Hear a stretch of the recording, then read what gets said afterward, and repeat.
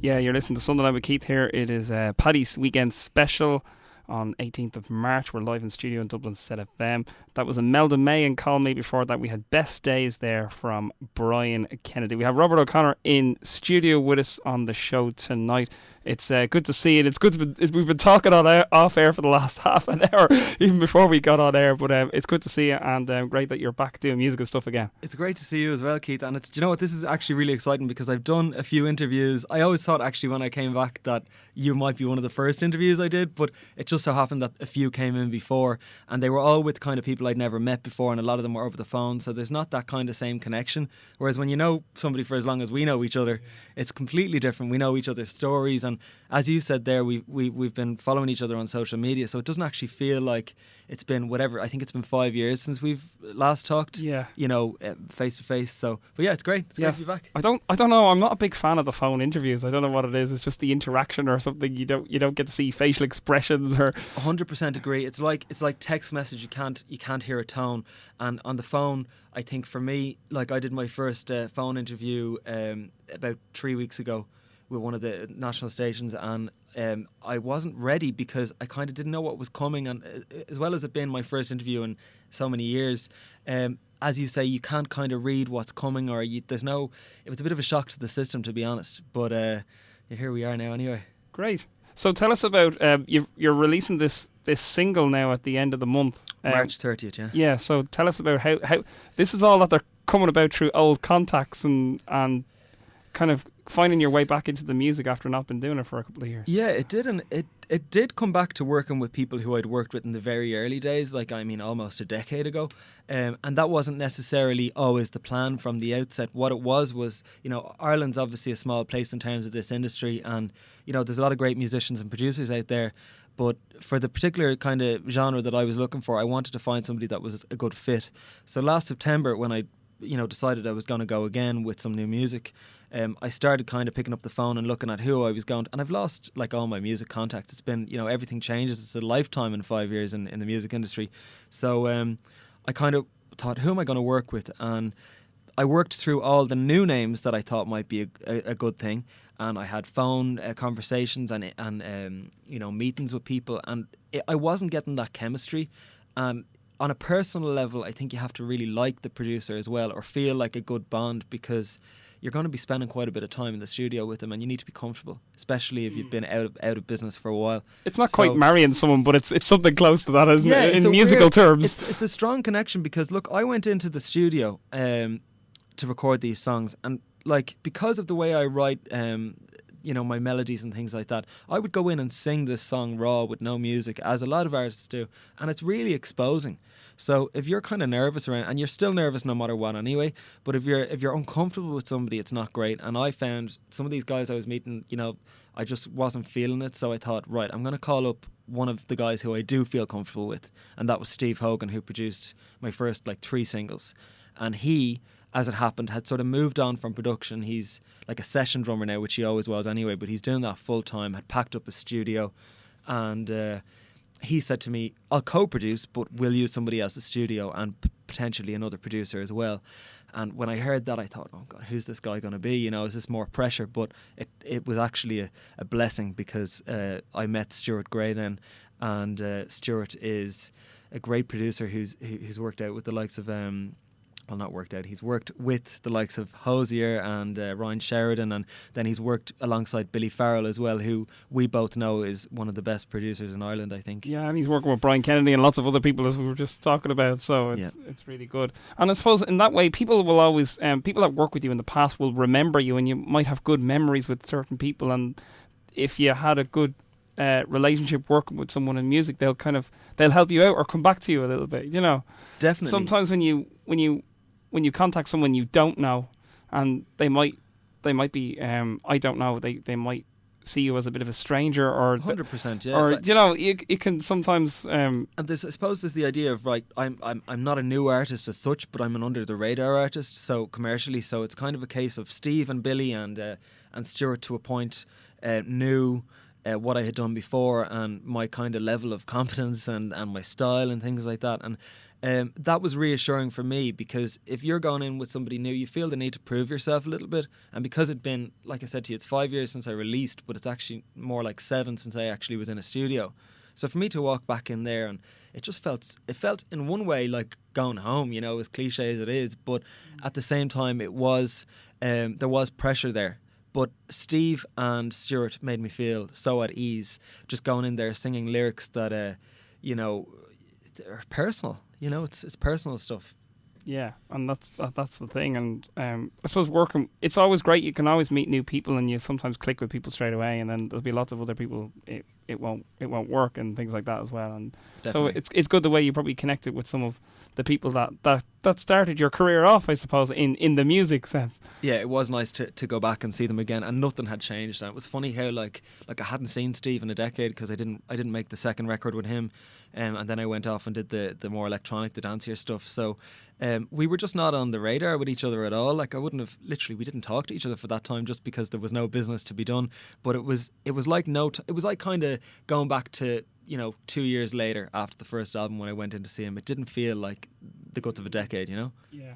And you were talking to me off air about like being 19 and 20 years of age and like recording an album and trying to get a record deal, and I don't know, is it putting a lot of pressure on yourself? Are you more relaxed? I put a massive amount of pressure on myself. Like, I mean, the first album, right? I was in college when I recorded the first album. I recorded it on my summer holiday. I recorded it on my midterm break. I was frantic about getting this album recorded and doing it really quickly. And I mean, quickly in the sense of it's been done a lot quicker now, the way things are. But at the time, I was recording some of it in Dublin and some of it away, and I was in Amsterdam and Holland, and so because it wasn't my full-time life, you know, it took that bit longer. But I 100% put pressure on myself, and I think that's just the nature of artists in general that want to succeed. But the last time it was very much, and the first time it was very much about going big and, you know, getting a big deal, and which in the end I did get a distribution deal with Universal, which at the time was a lot more useful than it would have been now, because it meant I automatically got all that shelf space in the shops, you know, and it was like on the listening posts, which means nothing to somebody 20 years of age now.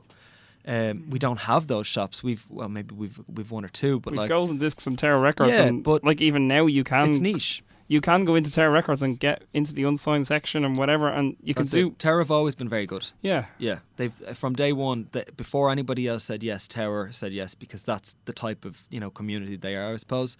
But like the distribution deal was good back then. Now it wouldn't make much sense. But yeah, got that, and then found that didn't really make me happy either. You know, it was like I thought that this deal, or, you know, working with a certain person was gonna sort of make me feel like, yeah, I've made it. But if you keep putting pressure like that on yourself, you're never really going to feel fulfilled, I think. So this time it was very much about making music that I really wanted to make, and because it had been a while as well, I had a much better idea, and I'd gone off and lived life and worked, and I think I just knew myself a little bit better, and I knew the artist that I wanted to be. Whereas the first time I was very commercial minded, listening to radio and trying to make creative decisions based on what was popular at the time. And you know, I'm sure at the time I didn't say that, but I know the last time I interviewed with you, I think it was 2012, I did an interview with you, and I was waiting on calls back from an A&R guy who was hunting around for a deal for me, and it didn't come through in the end, and I kind of abandoned the project emotionally at that point. Whereas now, here I am doing it alone and couldn't be happier about it, you know? Right, that's great. Right, I think we're going to go and play. We're going to play this song, and you have lots of remixes as well of it, and I'm just oh yeah, this is the one we were looking for. Yes. So you found me. So tell us, how did you come about writing the song, I suppose? So it's a weird one. I was working in the media, and I had a meeting with a guy who I didn't end up working with, but he there was website stuff and like general new media stuff we were talking about, and ideas, and you know. He actually said to me something about the music. He had heard I'd done the music, and he started querying it a little bit, and why aren't you doing that now, and would you do this, and are you mad not to be doing this, and that kind of thing. And I hadn't heard anybody say that to me in a really long time, and I had written new songs, and very sporadically, and I kind of think I had a writer's block as well, because I was writing with the intention when I did the first album and the second of putting something out, whereas it felt when I didn't have, you know, a reason to write, I just stopped, which is sad really because it's a great outlet, songwriting. But I think it's funny how it came about. This time it was definitely about someone who I didn't know, a stranger, kind of coming to me and just saying, "Go for it. You should go for it." And that's what it was. Kind of a stranger found me. All right. Okay, we're going to give it a spin. So here we go.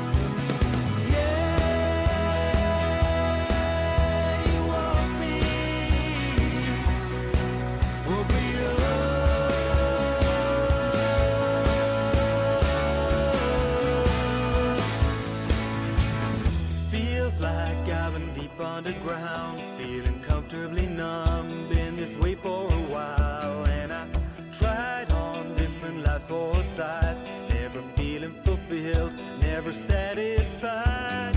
Yeah, you found me when I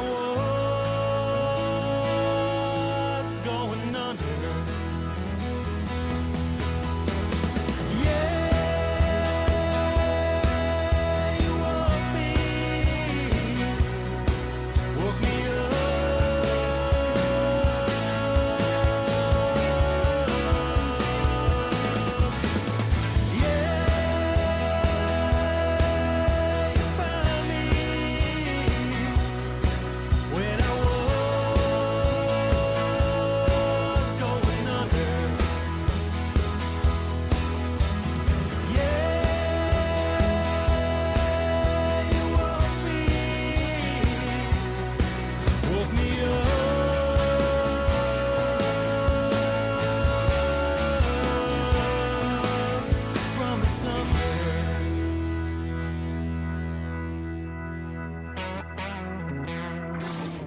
So that's the new single there from Robert O'Connor, You Found Me. It's out on the 30th, isn't it? It's out on the 30th. Yes. On all platforms that you expect. So your Apple Music, your Spotify, iTunes, Tidal, all of those. We were talking about this off air that we didn't have things like Spotify 5-6 years ago, and all of these. You had iTunes, but there's a lot more stores and things now that you can actually they're streaming, as we were talking about that. And we looked at that as the devil initially when it came in, because obviously you get a fraction of a cent for each play, and it's financially it's not good. And Spotify, I read last week, have yet to break even, and if they didn't have somebody bankrolling that, or like a group of guys bankrolling it, I think as a business it wouldn't be all that viable. They haven't found their ways of making it yet, but like you can't kind of, I think the last record that I had, I was definitely holding back, and I was resistant to everything that was happening in the industry, and I was kind of hating on it a little bit, and that just came across. I was a bit bitter about the whole thing, about the changes that were happening, and thinking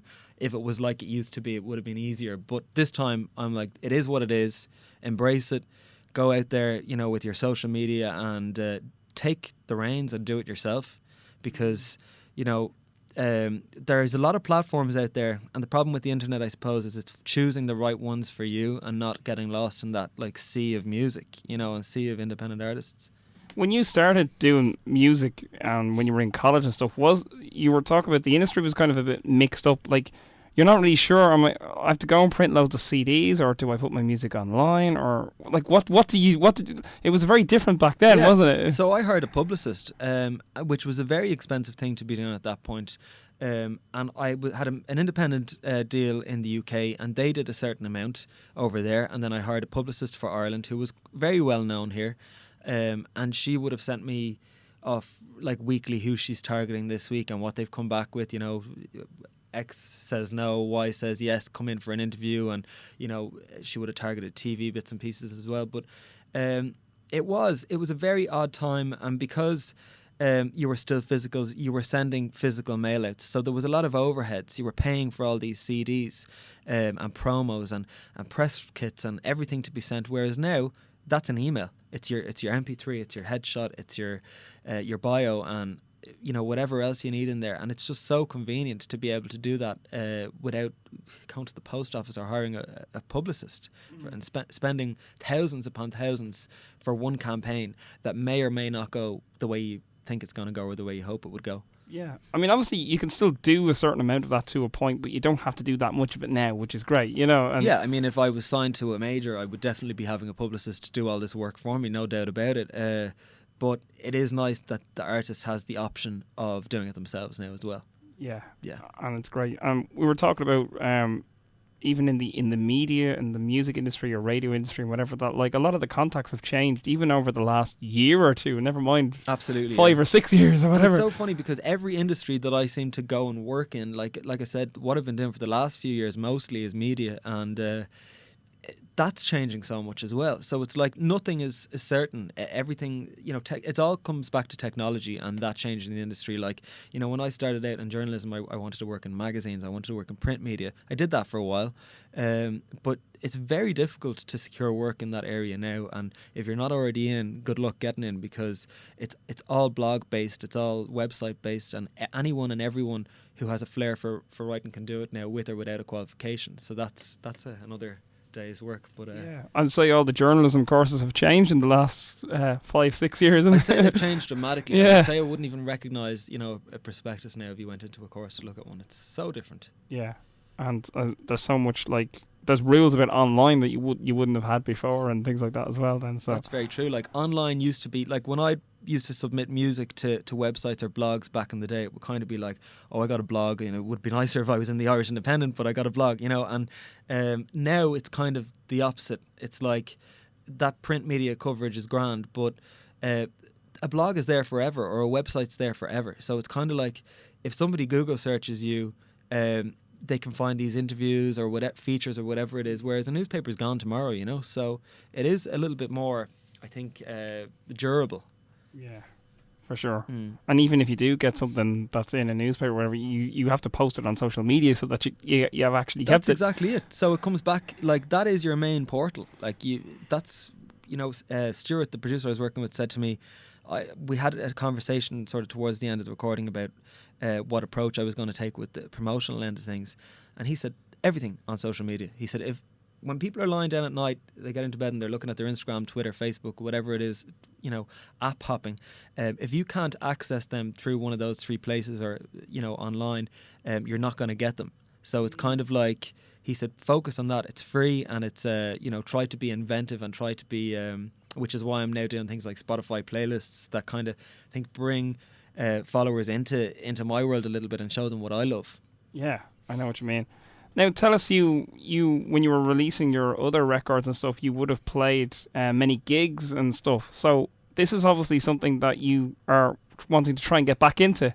And that's right, yeah. You want to find some musicians that can play with you as a band or play some acoustic stuff as well. That's something you're working at now towards the kind of the next couple of months. Exactly. So the first time around I worked with session musicians, which isn't a viable option anymore, and as well as that, it doesn't really work long term because you're never really building up any sort of a relationship with the band, and you don't get that the audience can feel it, you can feel it, you don't have a vibe together because it's business, whereas if you're working with a band who they've been rehearsing for weeks or months and they're in it, you've played shows together, that's what I'm looking for. I'm looking for to build a unit, and it doesn't have to be a big thing. I want it to be quite an intimate setup that I can go in, because I've been asked into radio stations to go in and do performances and gigs and things like that, and it's not possible at the moment and I always knew, to be honest, with this first single that I wasn't going to do live work. It was going to be between the first and the second that I would do it, just time wise, because it was like, for me, this was the reintroduction single, get it on the radio, which thank God has gone really well.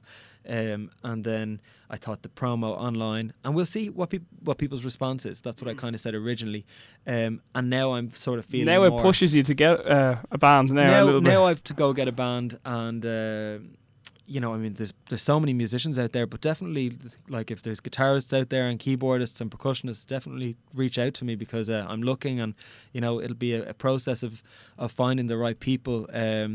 Like I said about the producers, it's about the person as well as the skill, and that it's a match. Yeah, and as you said, like, it's kind of important that you find people that love the music and not just going to go, well, I'm going to get 50 quid if I do this, and there's no interaction between you and the band member or whatever. So yeah, because you're going to be playing gigs where it's not an earner. You know what I mean? You're playing, like, there's so many great nights, even like what we were talking about, the open mics and things like that, and songwriter nights that you can play that you're not going to earn money, but actually it's so valuable just from a point of view of your performance and your voice. And like I said, it'd been 5 years or more, and I just hadn't sang professionally. And even that's a scary thought, because all the songwriter nights have all changed, and there's different people that run things. And I know, so we need to have that conversation off air about my first move. But definitely, I would say, in my head, I'm hoping that to go back out there, by May, I would say. And to do as much as possible. Definitely, the last time around, I did like 2 gigs for the Resistance EP. I did a big launch gig in what was it called? Acoustic 66. You were there, actually. Yes, that's gone now, but the Friday Arts kind of replaced that. It was a great venue. That was my favourite gig ever, because there was no alcohol served, there was no bar, and you had everyone's attention, and it was just such a mellow. Everyone was so into it, like, it was brilliant. And then I stopped. I knew that was going to be the only gig I'd do for it, because I was sick of playing these, like, going up and down Camden Street and Temple Bar, playing the same old. At the time, when you had promoters that would book you and you'd have to pay them or sell 50 tickets or 20 tickets, and it was actually ended up costing me to go and perform these gigs. And then if you throw in a guitarist or whatever else, I was kind of sinking. It was like, this is an expensive hobby, For sure, yeah. Tell us about your voice, and like, all of our voices do change over a period of time. Sometimes we notice it, sometimes we don't notice it, because you haven't sang for so many years. Even on this particular track that we played a few minutes ago, you've a more deeper kind of, more, I don't know, you have an adult voice as opposed to being 19 and 20. You have a well, yeah. I mean, there's been changes there, and actually, I went I wouldn't be able to sing things like 10 Years Time from the first album now. I would have to completely drop that key, like, it would be insane. And even when I think there was a greater change between the first and second records, and that was obviously in my early 20s for obvious reasons. This time, I've pushed my voice a little bit more. It has gone deeper, but I've pushed the voice a little bit more to try and kind of access different parts of it. Like that chorus there, which actually we were saying how different it sounds from the rest of the song. It kind of jumps out at you. That was written only December, so I sort of wrote a new chorus for the song and tried to push myself in a different direction with it. I wanted that real epic kind of like a chorus that has volume and that really gets people kind of on their feet. Like I was at, I keep talking about this concert, but I was at Coldplay last summer in Croke Park, and just the chorus would rock around, and you know every chorus was anthemic, and I thought maybe it's about going simplicity and finding a chorus that really hooks people in. So that's what I tried to do with this. Right, yeah. Right, we're going to play another song. This is an old song called How Many Times Can We Say Goodbye? Can you tell us about this? And I can, yeah. Yeah. So Steve Hogan produced this song, who actually was co-producer on the new single, as I said.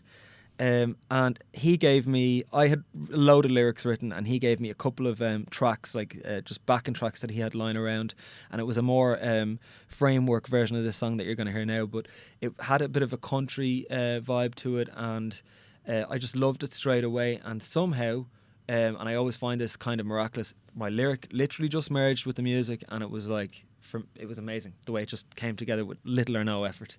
How do we do this again and again? Trying to fix our relationship, always trying to heal the pain. There's only so much I can do to save our love from doom.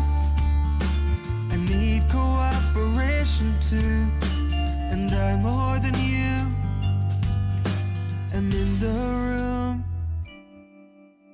How do you know when it's not alright?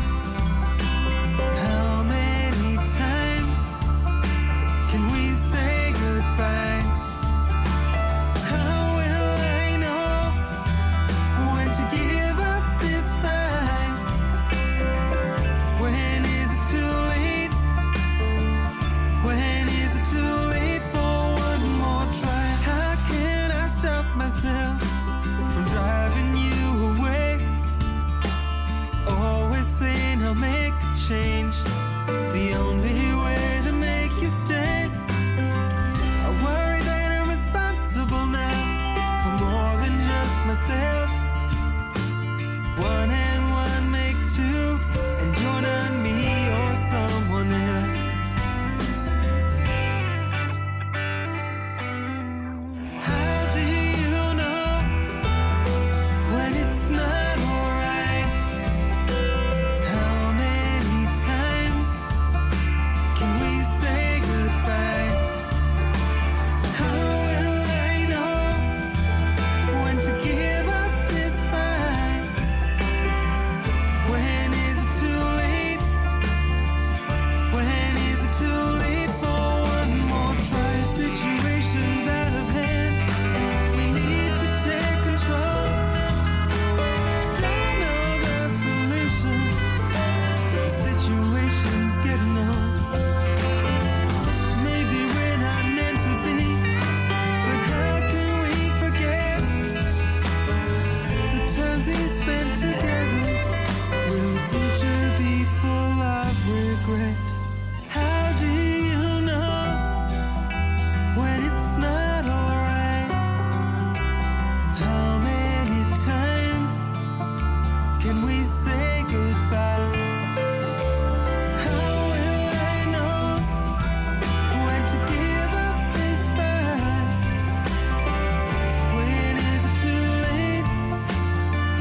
When is it too late for one more? How do you know when it's not alright?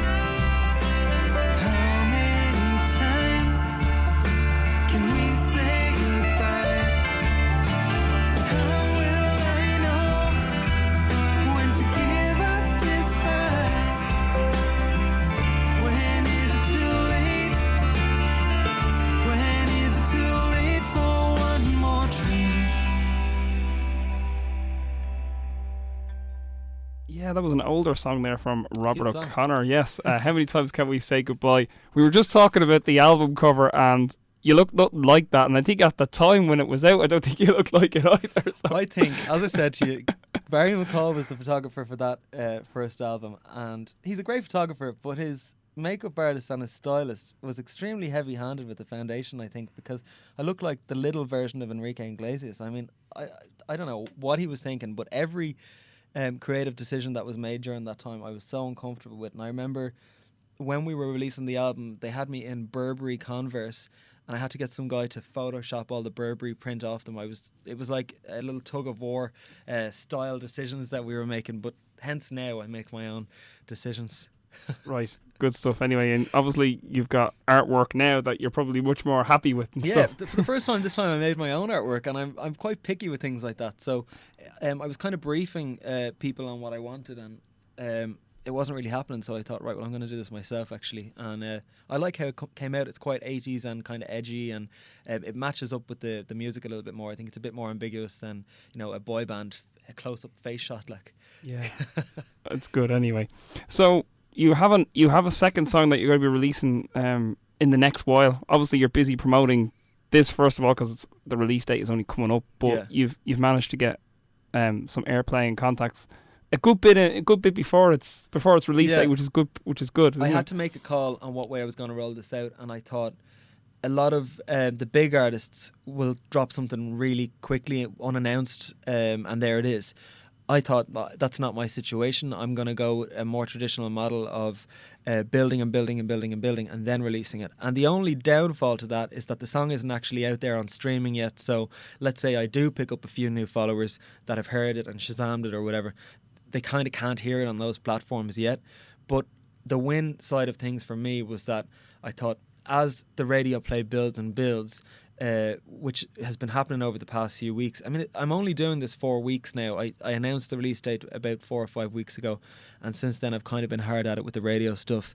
But I do think that this kind of model is the way for an independent artist, because it allows you a window of time to hear back from DJs and editors. And I didn't realise how long it was going to take. It was kind of like, you can't drop an email and expect somebody to get back to you the next day and it's on the playlist the following day. So you need to give yourself that window of time.